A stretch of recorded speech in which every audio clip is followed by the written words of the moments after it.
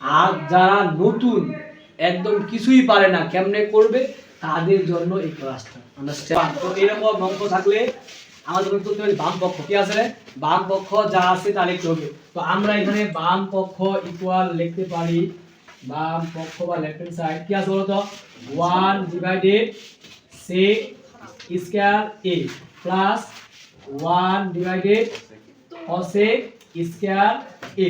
এটা আমাদের বাম পক্ষ, ঠিক আছে? আমাদের কিন্তু ডান পক্ষ প্রমাণ করতে হবে।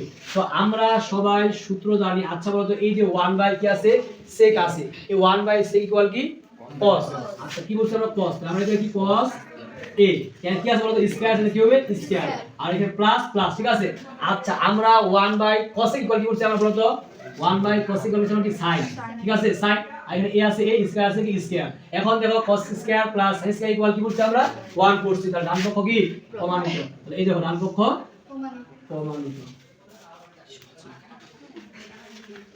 ঠিক আছে? আবার দেখো দ্বিতীয় নাম্বার প্রশ্নটা করছে আমাদেরকে 1 divided cos square a minus 1 divided cot square a equal কি 1। তো আমাদের প্রথম কাজ কি বলতো, প্রথম কাজ হচ্ছে যে বাম পক্ষ আছে, বাম পক্ষটা লেখা।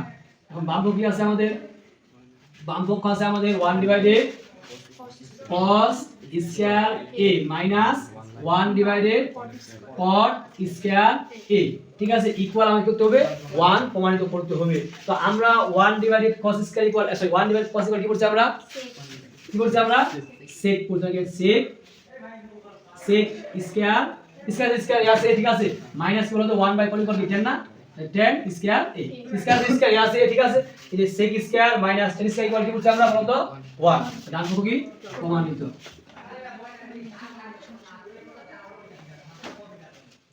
ঠিক আছে? এবার 3 নাম্বার দেখো, 3 নাম্বার যে অঙ্কটা আছে, 3 নাম্বার অঙ্কটা আমাদের বলছে দেখো যে প্রথম কাজ কি বাম পক্ষ লেখা। তাহলে বাম পক্ষ কি আছে বলো তো 1 by sin square a minus কি আছে 1 ডিভাইডেড tan স্কয়ার a, ঠিক আছে? এখান থেকে আমাদের কি করতে হবে 1 প্রমাণিত করতে হবে। তো আমরা লিখতে পারি কি বলতো এই যে 1 ডিভাইডেড sin ইকুয়াল কি বলছি আমরা cosec, cosec স্কয়ার আছে স্কয়ার, ঠিক আছে? a আছে a মাইনাস 1 বাই 10 ইকুয়াল কি বলছি আমরা বলতো cot, তাহলে cot স্কয়ার আছে স্কয়ার a আছে a, এই যে cosec স্কয়ার এ মাইনাস cot স্কয়ার ইকুয়াল কি বলছি বলতো কি বলছি আমরা 1। ডান পক্ষ প্রমাণিত।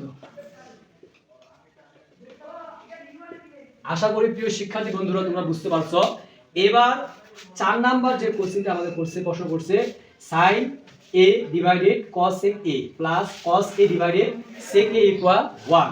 তো আমরা এই 4 নাম্বারটা এখানে লিখতে পারি। দেখো তো আমরা কি করতে পারি বাম পক্ষ লিখবো, বাম পক্ষ। আচ্ছা বাম পক্ষ কি আছে আমাদের, দেখো তো বাম পক্ষ আছে আমাদের sin a ডিভাইডেড কি আছে cosec a প্লাস কি আছে cos কি cos, ঠিক আছে? কি cos a ডিভাইড কি বলতো sec a, ওকে? এখন আমাদের কাজ হচ্ছে এখান থেকে আমাদের কি আসতে হবে 1 নিয়ে আসতে হবে, ঠিক আছে? তো আমরা এখানে লিখতে পারি কি, আমরা যে উপরে যাচ্ছি উপরে কি আছে বলতো sin a আছে রাখে দেব, ঠিক আছে?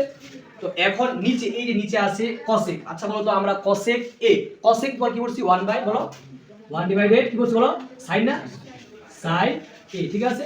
যে প্লাস প্লাস উপরে কি আছে cos a আছে রাখে দেব, ঠিক আছে? নিচে কি আছে বলো তো sec। আচ্ছা sec a এখানে sec কি আমরা কি বলছি বলো 1 বাই cos কি বলছি বলো 1 বাই cos a, ঠিক আছে? কি বলছি আমরা 1 ডিভাইডেড cos এবার 1 বাই cos, ঠিক আছে?